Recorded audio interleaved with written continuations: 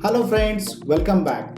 In this video, we are going to understand the next important topic from Lean Six Sigma. The topic is waste analysis. Waste analysis is very important concept in which we are going to identify various types of waste from our product, processes or services. We are going to reduce or eliminate them in a systematic approach so that we can improve the speed of the processes. So let's begin to learn this important concept, waste analysis, with the help of practical example. Before to start learning of waste analysis, let's understand the definition of waste. What is waste? In a lean culture, waste is anything that doesn't add value from the customer perspective. In other words, we can say waste is an activity for which customer is not paying to us. If we compare the process that consists of a large amount of waste and the lean process, we can compare them easily. The lead time for the processes that consist of large amount of waste will be higher. And because of that, we are not going to supply our product services to the customer in time. Whereas if we compare this process with respect to the lean process, then lean process has the smallest amount of waste. Waste analysis involves identifying, quantifying, eliminating or reducing, or in some cases we can also prevent the waste from manufacturing of the product, services or any other office environments. We can implement this waste analysis for any type of industries or any type of processes to improve the speed of the processes. Now let's understand what are the benefits of this waste analysis. Waste analysis consists of many benefits, starting from improvement of the productivity, improved flexibility because of lower lead time, optimized cost, reduction in lead time because we have removed the waste from our processes, improve safety, improve quality of the product and services, improve morale and pride in the workplace, and improve the product and services from the customer perspective. This in turn will improve the customer satisfaction. During the introduction of the waste analysis, I had used the term to improve the speed of the processes. Now when we are talking about the speed of the processes, this includes all these benefits. That means we are having the improvement in safety, we are having improvement in quality, productivity, flexibility, we are having the optimized cost, there will be the reduction in the lead time, there is also improvement in the morale of the employees, and we are also improving the customer satisfaction. After understanding what is waste analysis and what are the benefits of it, let's move to the next topic from this waste analysis. We are going to understand what are the different types of waste. There are 8 types of waste. These are also called as MUDA and represented by the acronym downtime. D stands for defects. Defects consist of all the efforts caused by rework, scrap or incorrect information. The next waste is overproduction. Production that is more than needed or before it is needed. It is one of the most critical types of waste, hiding all other waste. So we need to focus on this overproduction as a primary waste. The next type of waste is the waiting. As the name indicates, waiting is a wasted time waiting for the next step in the process. The next type of waste is the non-utilized talent. It deals with not using the people's talent, skills and knowledge to their full. The next type of waste is transportation. This deals with unnecessary movement of products and materials. Another type of waste is the inventory. This deals with excess products and material not being processed. The next type of waste is a motion. This talks about the unnecessary movement of the people like walking of the operators. And the last type of waste is called as extra processing. This talks about unnecessary processing or activities in the process that do not add value. This also includes we are providing the higher quality of the product than the customer expectations. For example, the customer is asking for the surface roughness as 0.25 and we are providing it as a 0.025. So it is an extra processing. These are the 8 types of waste, and if you take the first name of each of these waste, they are creating the word downtime. So the downtime word is used to indicate all the 8 types of waste in the processes. After understanding of all these 8 types of waste, the next important topic is how to reduce these all types of waste. So we need to develop a strategy to attack each of these waste. For example, if you are talking about the defect, we need to find where the error occurs.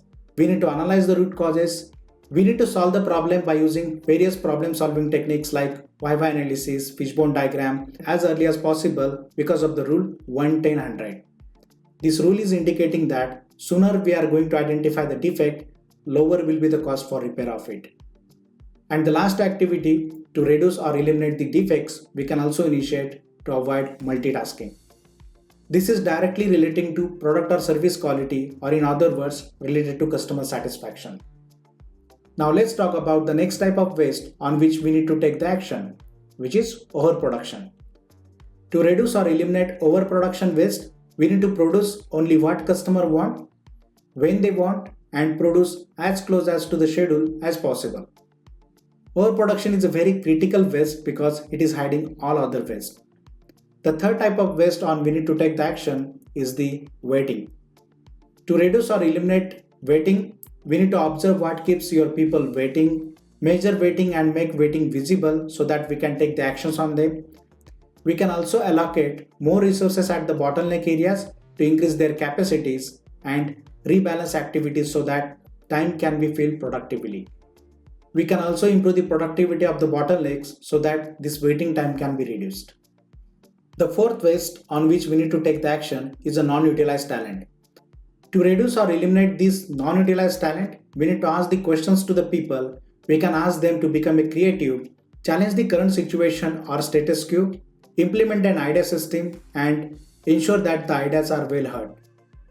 We can implement the suggestion scheme or Kaizen activities so that all this non-utilized talent can be utilized properly. The next type of waste is a transportation. We need to find the ways to reduce the distance between work areas, relocate the items to be closer to where the work is performed, and we can also introduce the standard sequence for transportations. Here is an example of the company which is manufacturing apple juice.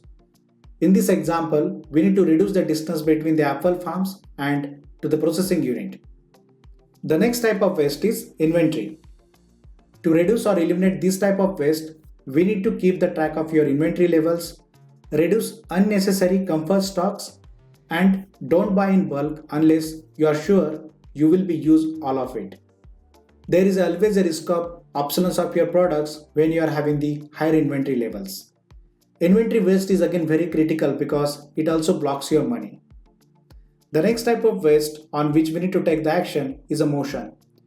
To reduce or eliminate motion waste, we need to evaluate the flow and layout to identify chances to streamline the processes, relocate the required tools at the point of use, and implement time and motion principles. For that purpose, we can use the multiple tools, like we can use the spaghetti diagram. We can also implement the 5S so that we can also avoid this kind of waste. And the last type of waste is the extra processing. To reduce or eliminate extra processing waste, we must have the clarity about what is the customer requirement. We need to implement these customer requirements into your product or services. With every document, we need to try, just touch it once and provide the clear standards for every processes. So these are the 8 types of waste indicated by the acronym downtime, and we had also seen what are the set of actions that we need to take so that we can reduce or eliminate all these 8 types of waste. Once we are going to reduce or eliminate all these 8 types of waste, there is an improvement in the speed of the processes. Now let's talk about waste analysis template that will make your task easier. This is an Excel template for waste analysis, and I am also going to provide the link of this waste analysis into the description section so you can download this waste analysis template for your application. Now let's start the learning of this waste analysis template. This consists of the process area for which we are going to conduct the waste analysis. This also consists of the date on which we are going to conduct this waste analysis. Typically, the frequency to carry out this waste analysis can be daily, weekly, monthly or quarterly depending on size of your processes. But we need to carry out this exercise frequently so that we can identify all the 8 types of waste from your processes, we can take the actions on them, and we can improve the speed of the processes. This waste analysis template consists of 5 columns. The first column is waste, that is consists of all the 8 types of waste that we had seen earlier. What is the definition of that waste? I have also provided some of the examples to understand what is that particular type of waste. The fourth column is about the impact of that particular waste on your product or process performance that you can identify during this waste analysis. And the last column is description of issues. Here you need to mention all your findings in short. Once you complete all this waste analysis exercise, then we need to take all these issues from this description column, and then we need to create the action plan for all of these issues. We need to mention who is going to work on that and what will be the target date for completion of that particular activity. We can also implement the review mechanism to identify what is the status of elimination of that waste. Let me explain you one of the waste here. The first waste is defects. What is a defects? Any information, products and services that are incomplete or inaccurate is called as a defect. Now, what are the examples? Let's see some of the examples that are indicating defects waste, like inaccurate applications, broken parts, and missed deadlines. There can be the different examples considering your product or services. So you need to identify what are the defects in your product or processes during the waste analysis. And all these defects you need to insert into this description column. What will be the impact of all these issues on your important KPIs? You can consider, or you can mention that here into the column of impact. If it is having the high impact, you can mention it as a high. If it is having the medium or low impact, we can also mention medium or low there. The indication of impact in this column will help you later to prioritize the issues on which we need to work first. Let's talk on another example that is explaining this impact and description of issues. At the end of this video, if you have found this information useful, then please do not forget to like, comment and subscribe. If you want to learn Lean Six Sigma and Minitab most effectively and practically, then please visit at vijaysabe.co/join or successfulcareerhub.com/courses. One more important thing. If you want to support me or appreciate my efforts, you can also join my YouTube channel by clicking the join button at my YouTube channel. By joining this YouTube channel, you are not only supporting me, but also getting an access to the perks that can help you in your career growth. Thank you for watching and see you in the next video.